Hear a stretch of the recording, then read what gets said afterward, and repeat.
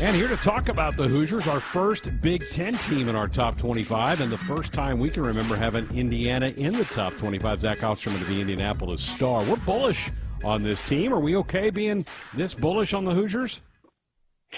Yeah, I think so. And as somebody who's covered a lot of IU football, in his adult life, I think it's been strange for me to even wrap my head around the idea of IU football with expectations to this degree. And, I think if you quizzed a number of IU football fans, they would probably give you a bizarre blend of optimism and fear just because of how many times they've been snake bitten in the past. But if you look at this roster, if you look at this team, there is depth all over. There is experience all over. Obviously, there are question marks like there are with, just about any team in the preseason, and certainly any team that's not in your top 5, your top 10 kind of range.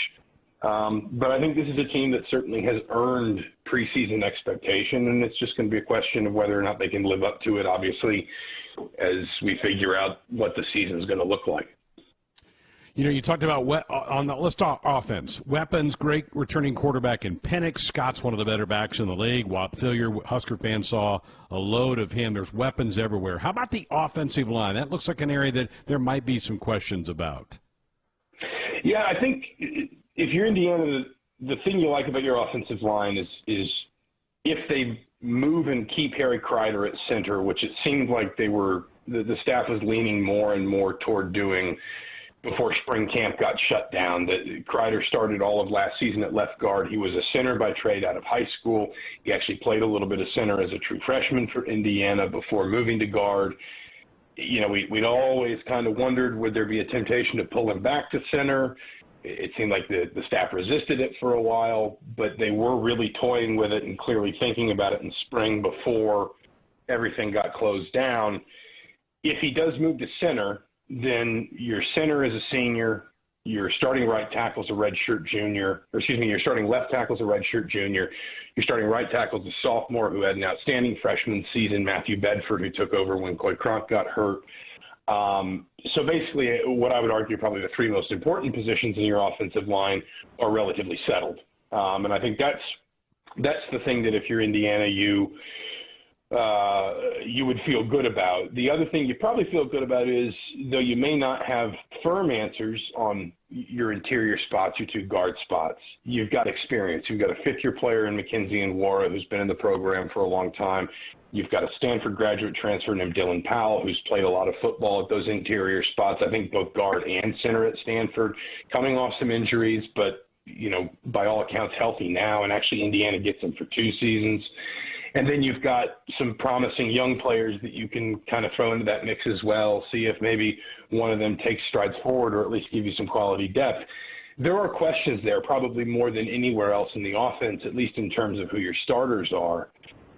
But I think at the same time, it's not a situation where Indiana should feel like it doesn't have the tools to fill those spots. It's just a question of whether or not you can find the right guys for your number 1 jobs. And then, of course, as ever, if you can keep those guys healthy. Again, visiting with Zach Osterman of the Indianapolis Star. We're talking about the Indiana Hoosiers. We have them at number 22 on our preseason top 25. I want to ask you about the tight end Peyton Hendershot. Terrific season last year, over 50 catches. But something's up with him, right? What's going on? What's the latest on Peyton Hendershot? Yeah, so he was arrested in the offseason in a domestic violence incident with, I believe, an ex-girlfriend. As these things sometimes happen, the details kind of got muddied. He wound up, I believe, pleading.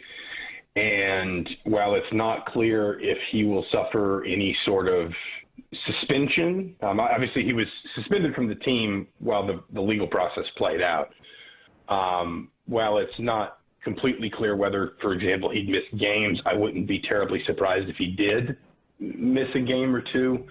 But Tom Allen has said that he is back with the team at this point. And in terms of his status in, team activities and what he's allowed to participate in, what the staff is allowing him to come back and be a part of, that part of it is cleared up. I think there's also been some internal punishment for him. And again, while nothing has been announced, I wouldn't be shocked if there was some sort of game suspension for him at some point in the season. But as things stand right now, he will be part of the team. Gotcha. Let's talk some defense. Last year, the Hoosiers 36 nationally defensively, a bunch of familiar names back. It looks like that could be a pretty solid unit as well. Your thoughts about that side of the ball?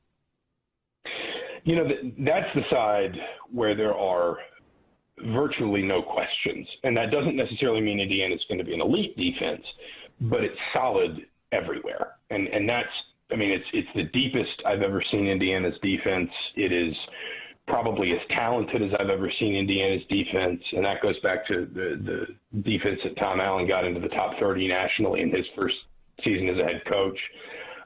You know, anybody who's familiar with Indiana football's recent history knows that defense has been its Achilles heel forever.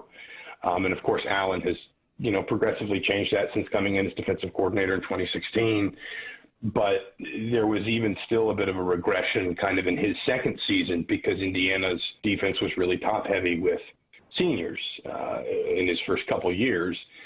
This group, by and large, not completely, but by and large, is basically the young players that Indiana turned to a little bit in 2017, very much in 2018, and then continuing into last season.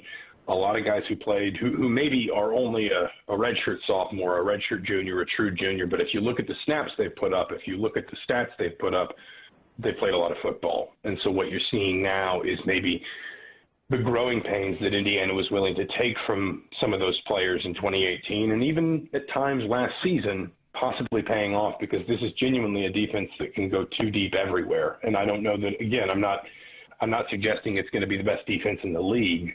But I think it could be in that group if if we get to the end of the season and you look and you say, okay, you know, Michigan and Ohio State, two just elite defenses. Statistically, they shut everybody down. They smother everybody. Whatever that group behind kind of the top tier in the Big Ten is defensively, I think that could be where Indiana lands. There are some guys that need to take steps forward, particularly on the defensive line, but this is as much talent. This is the best blend of talent, depth, and experience that I can remember Indiana having in all my time covering this program.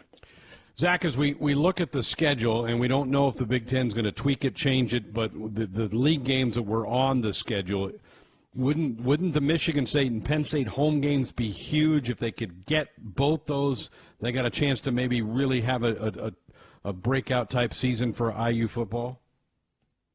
That is, I mean, I think those are probably the big ones, you know, as we talk about the schedule as it stood before everything changed. And you're right, we're still sort of waiting to see how it sort of settles out going forward. But when you talk about what the schedule looks like in a sort of pre-COVID-19 world, there was a very realistic case for Indiana being 5-1 when it hosted Michigan State on October 24th. And given what Michigan State's kind of going through at the moment with the coaching change and everything, potentially 6-1 hosting Penn State on Halloween.